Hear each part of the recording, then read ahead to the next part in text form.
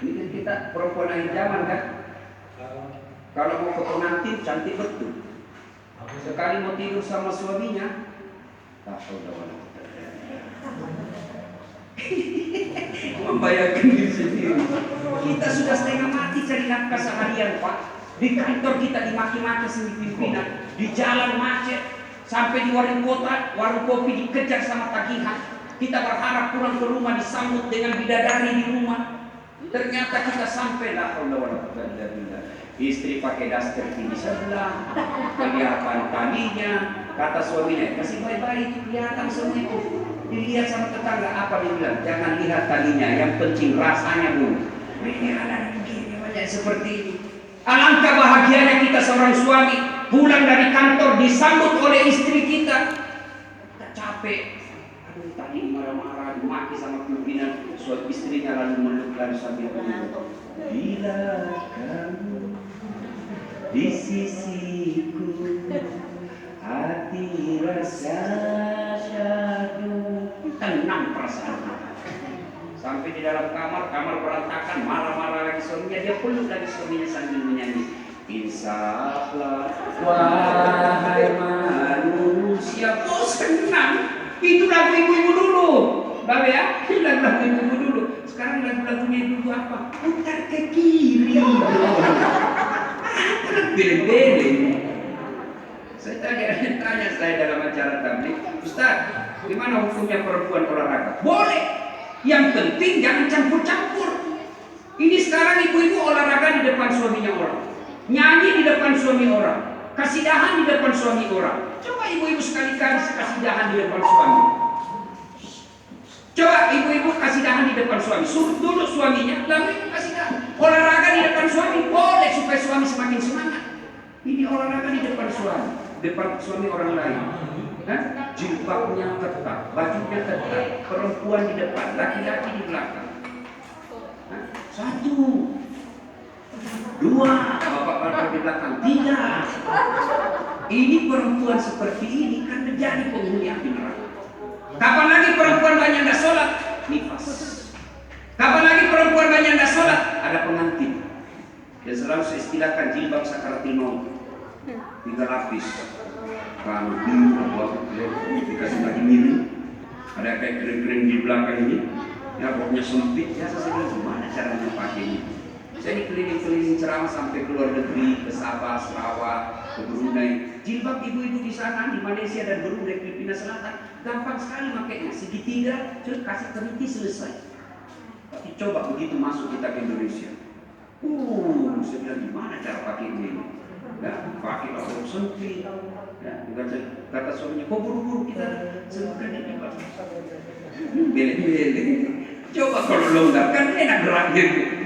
Nah, inilah 4 golongan yang akan menjadi penghuni api neraka.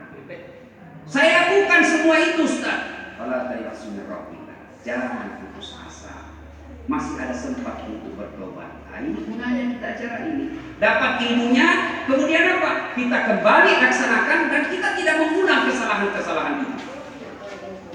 Kalau kita selesai dengan dakwah seperti ini, bukan sekedar tren, bukan sekedar ikut-ikutan, update status, foto-foto dengan teman-teman mubalik, foto-foto dengan aktivis dakwah, kita share di Instagram kita, di medsos kita. Selepas itu tidak ada yang kita amalkan. Sesungguhnya itu hanya pura-pura semata. Harus ada yang kita amalkan. Minimal 4 ini dilakukan. Subhanallah, oleh-oleh pulang pengajian. Mulailah dia mensyukuri penghasilan suaminya, mulailah dia menghormati suaminya, mulailah dia jaga sholatnya, dia tutup auratnya. Nah, ini penting juga anak-anak kita. Banyak ibu-ibu pakai jilbab, alhamdulillah, tapi ketika pergi ke mall, dia gandeng anaknya yang tidak menutup auratnya. Karena saya lihat begitu, bapaknya pakai gamis, ibunya pakai jilbab yang baik, anak gadisnya dia gandeng, tidak menutup auratnya. Ini tanggung jawab dari kecil. Anak saya masih kecil, Ustaz, belum balik. Ala bisa karena biasa. Kalau dari hari ini kelihatan keteknya dia tidak mau, besok dia begitu lagi, akhirnya masuk 1 pekan, 1 bulan, 1 tahun, terbiasa. Akhirnya dia merasa tidak malu ketika memamerkan auratnya di depan yang bukan mahramnya. Nah, ibu bapak, saudara-saudara sekalian, ini bagi istri. Nah sekarang kita buat suami. Nah, tenang itu, saya bela itu. Tenang. Bu, Pak, bagaimana istri kita akan taat ketika kita sendiri tidak bisa menjadi teladan? Berapa banyak istri dia tinggalkan kampung halamannya, dia tinggalkan bapaknya, dia telepon bapaknya ketika dia sakit. Pak, saya tahu bapak sakit, tapi saya tidak minta maaf, saya tidak bisa pulang ke Sulawesi, suami saya lagi tugas. Dia rela melakukan itu, tidak datang ke orang tuanya. Kenapa? Karena taat kepada istri, kepada suaminya. Lalu apa penghormatan kita kepada suami, kepada istri kita?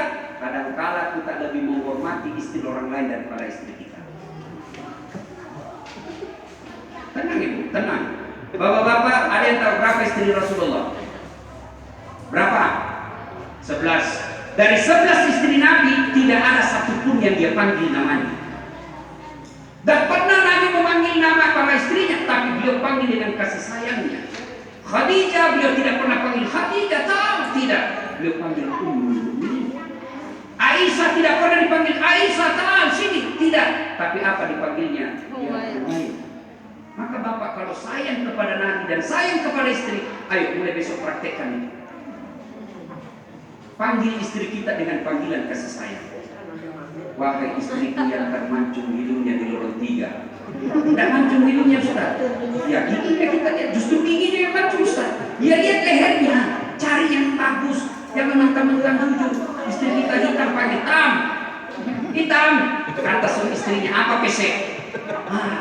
Itu dia yang dicocokkan. Ya, Rasulullah coba luar biasa. Yang pernah kita dengar lagunya.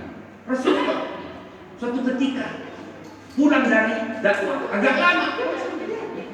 Kemudian istri beliau pun Aisyah menyambutnya di pintu kota Madinah. Karena begitu rindunya Aisyah, disambutnya di pintu kota Madinah. Sampailah Aisyah sangat gembira, dibikinkan teh. Diminum. Kebiasaan Rasulullah kalau beliau minum seteguk berikan istrinya. Dan hebatnya lagi Rasulullah kalau meminum bekas bibirnya istri. Jadi kalau Rasulullah Aisyah minum di sini, maka Rasulullah minum juga di sini bekas bibir. Ya bapak-bapak praktek mulai malam ini. Bisa kira-kira Pak? Pas minum bau betul mulutnya. Rasulullah pada saat itu beliau minum, Aisyah menunggu. Kok minum kedua kalinya belum dikasih, teguk ketiga kalinya belum dikasih. Aisyah mulai cemburu.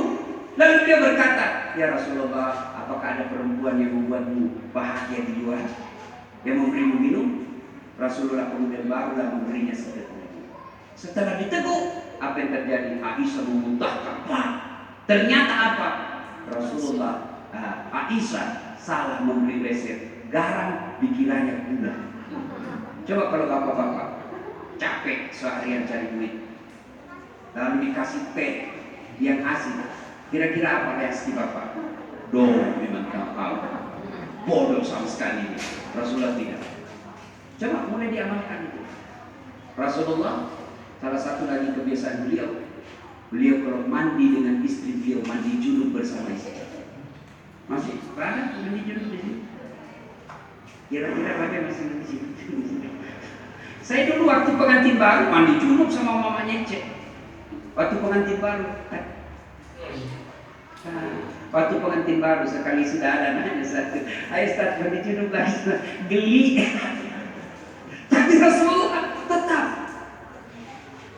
Maka bapak ibu saudara-saudara, ibu bapak-bapak, cintailah istri kita. Tapi istri saya jelek Ustaz. Ya sudah, itulah jodoh kita. Itu jodoh kita. Dia tidak bagus akhlaknya, tanggung jawab kita. Rasulullah SAW menjelaskan, bukanlah bagian dari umatku lelaki, suami yang tidak tahu menghargai istri. Cuma ada yang tanya, Ustaz, apakah menikah lagi itu bukan bagian daripada setia? Ini berat ini pertanyaan. Ustaz, kalau kita menikah lagi apakah bukan dari setia Ustaz? Berat. Mudah-mudahan ada guru yang bisa menjawabnya. Saya bilang barangkali kalau itu ukurannya kawin lagi bukan bagian dari setia, maka Rasulullah tidak setia. Karena Rasulullah pun menikah lagi. Bu, mulai mikir ini, mulai mikir ya.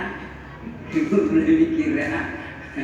Istri saya kalau dengar ceramah-ceramah saya soal poligami, dia bilang bikin pusing ceramah itu Ustaz. Saya bilang jangan bawa perasaan. Kalau kau bawa perasaan dia ceramah saya, kau bisa mati muda. Bapak saudara-saudara sekalian, maka makna terpenting dari kehadiran kita di sini, ayo evaluasi sendiri. Ayo evaluasi kembali, ya. Kerukunan kita dalam rumah tangga. Istri yang baik memuliakan suami. Suami yang terhormat mendidik istri. Kalau ini kita lakukan, insya Allah maka lahirlah anak-anak kita yang dekat dengan agama. Kalau ibu bapaknya tidak beres agamanya, akhlaknya tidak baik, gimana anak-anak kita nanti akan menjadi orang baik? Maka bermula. Ya, saya sepakat dengan guru kita Agim, beliau katakan kehancuran, kerusakan Indonesia ini berawal dari gagalnya kita dalam rumah tangga. Kalau rumah tangga ibu bapaknya baik, melahirkan anak-anak yang baik, maka insya Allah terwujud keluarga yang baik. Kalau keluarga yang baik, maka akan terwujud rumah tangga, rukun tetangga yang baik. Rukun tetangga yang baik akan terwujud lingkungan yang baik. Lingkungan yang baik akan satu kampung baik. Satu kampung baik, satu provinsi baik. Satu provinsi semua baik, maka insya Allah negara kita baik. Maka untuk menciptakan itu berawal dari ibu yang baik dan bapak yang baik, insya Allah. Dan acara ini hadir untuk mewujudkan suami yang baik dan istri yang baik. Memang tidak gampang, karenanya tidak gampang, maka harus ada dakwah. Dakwah selalu saya ibaratkan, dakwah itu adalah ngecas. Ya, datang kita hari ini kita ngecas iman kita ngecas lagi kembali rumah tangga kita. Mudah-mudahan ada manfaat yang kita dapat dari pengajian seperti ini. Bapak Ibu saudara-saudara sekalian, inilah tausiah kita, mudah-mudahan ada manfaat. Jika ada kata dan kalimat yang salah, mohon dimaafkan. Kalau ada kekurangan, mohon dikoreksi, insya Allah. Terima kasih. Lebih dan kurangnya mohon dimaafkan. Wabillahi taufiq wal hidayah. Wassalamualaikum warahmatullahi wabarakatuh. Saya mohon maaf, selesai ini lanjut pamit sebab